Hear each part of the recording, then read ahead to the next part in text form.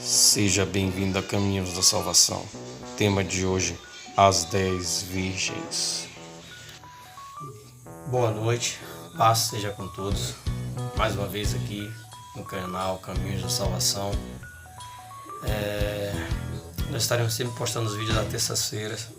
Então eu queria agradecer a todos os inscritos. Compartilhe, inscreva-se e ative o sininho, amém? A palavra que nós vamos ler está no livro de Mateus capítulo 25, que diz: Então o reino do céu será semelhante a 10 virgens que, tomando as suas lâmpadas, saíram ao encontro do esposo. E 5 delas eram prudentes e 5 loucas. As loucas, tomando as suas lâmpadas, não levaram azeite consigo, mas as prudentes levaram azeite em suas vasilhas com as suas lâmpadas. Queridos, estamos em dias em que as pessoas têm andado conforme o seu querer, conforme a sua vontade. O grande problema é que assola a humanidade durante esses dias, já há um ano, é o período da pandemia, o sistema epidemiológico que estamos vivendo, do Covid-19. E vamos encarar a igreja da seguinte forma: 10 virgens, todas as 10 eram virgens, é o primeiro critério que eu já quero trazer para vocês. 10 virgens, todas 10 tinham a mesma característica: virgindade, pureza, simplicidade. Elas eram imaculadas, ou seja, nunca haviam sido violadas, eram seladas. O que isso quer dizer? Quer dizer que quando nós entramos na presença de Deus, nós nos tornamos como virgens, nós nos tornamos como crianças. Passamos agora por um período de um novo nascimento, assim como Jesus falou com Nicodemos que é necessário nascer da água e do Espírito. E essas 10 virgens, todas 10 traziam lâmpadas. O que é lâmpada? O que a palavra se refere ao termo lâmpada? A palavra está trazendo ao contexto uma síntese oculta, Lâmpada, lamparinas em algumas traduções, botijas de azeite.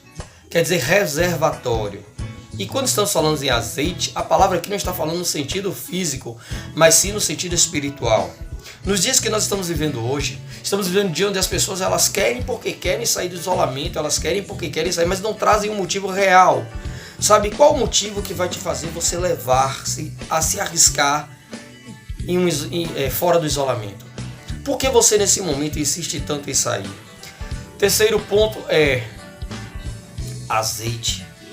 Nós sabemos que o azeite na Bíblia representa a unção. E aí, meu querido, é onde eu vou começar a falar para vocês. O simbolismo virgem, o simbolismo botija e o simbolismo azeite trazem agora as características da igreja em Mateus capítulo 25, que o sermão é o sermão das virgens, a parábola das virgens. E quando a Bíblia começa a se referir à virgem, ela começa a se referir ao povo que está na inocência, ao povo que já está na inocência de Cristo, do Evangelho, do novo nascimento, da crucificação e essa intermediação de Deus para com os homens. E aí no segundo ponto vem as botijas. Todos nós sabemos que nós precisamos todos os dias estarmos nos revestindo dos poderes do Eterno, nos revestindo da sua armadura, porque os dias já são maus. A Bíblia inicia e ela finaliza dizendo que os dias são maus. Você vai começar a olhar e você vai ver os apóstolos, os antigos profetas dizendo que os dias são maus. Então desde o início os dias já eram maus. O que fazia com que as pessoas vencessem as maldades dos seus dias era o azeite, era a botija. Percebam uma coisa: quando Jezabel ela se levanta contra Elias e Elias foge, a Bíblia diz que ele chega debaixo de uma árvore e ali descansa e clama a morte. Mas é engraçado que pelo período de desidratação já era para Elias ter morrido, mas a Bíblia diz que imediatamente vem do céu um anjo. E esse anjo faz o quê? Traz pão e água para haver mantimento, para saciar a necessidade dele. A Bíblia também vem nos trazer o entendimento que é do céu que vem o mantimento do crente. É do céu que vem o nosso socorro. E é por isso que muitas das vezes nós devemos olhar. Estamos com um problema que atinge todo mundo, todo o globo. E aí agora, muitas pessoas se referem a esse momento para um momento de desespero. Não, pelo contrário, é um momento de você começar a encher as suas botijas. Porque os dias já são maus. A Bíblia declara isso. E nós já estamos vendo que os dias já são maus. O que é necessário agora? Estarmos com as nossas botijas cheias. Por quê?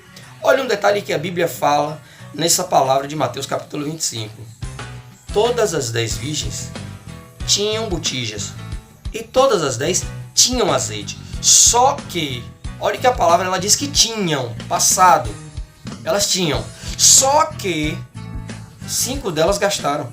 E gastaram nos seus próprios prazeres. A Bíblia diz no livro de Tiago que nós pedimos e pedimos mal e não recebemos porque pedimos para gastar no nosso próprio prazer. Queridos, o Evangelho é renúncia. A vida com Cristo é renúncia, é entrega, é abrir mão, é uma caminhada contínua de abrir mão. Sabe, abrir mão das nossas necessidades, das nossas privações, dos nossos desejos, de olhar para os desejos daqueles que estão sofrendo realmente porque não têm Cristo, porque estão precisando de Jesus. Pessoas que estão aí, como eu vi casos de pessoas em São Paulo que estão morrendo na rua com frio porque não tem cobertor, sabe? Enquanto você olha para o outro lado, tem pessoas que são blogueiras, pessoas que hoje, graças a Deus, Deus tirou da pobreza, colocou em um sistema de riqueza e elas, ao invés de olhar para os seus semelhantes, não, só pensam em ir para viagens, para gastar seu dinheiro em besteira, fazer plástica, sabe, fazer lipo, coisas supérfluas. Enquanto seus semelhantes estão na rua morrendo de frio. A desigualdade hoje, ela impera em todos os aspectos. E se eu for falar do meu meio, que é o meio evangélico, eu vejo desigualdade também, sabe? Aquilo que os apóstolos fizeram não serve de exemplo. Como assim, irmão? O que os apóstolos faziam? A Bíblia diz que todas as ofertas eram lançadas aos seus pés e ali repartido entre as viúvas e os necessitados, para que todos tivessem igualmente as suas necessidades saciadas. E hoje não. E o mais interessante é que todas elas tinham botija e tinham azeite. Ou seja, no início da sua caminhada, elas tinham unção, assim como está escrito lá em Malaquias, assim como está escrito também no livro de Abacuque. No seu início, você tem azeite. No seu início, você tem botija. E no seu início, você é virgem. Só que ao passar do tempo, Abacuque fala algo interessante. Senhor, aviva a tua obra no meio dos anos e no meio dos anos nos faz lembrar, nos notifica.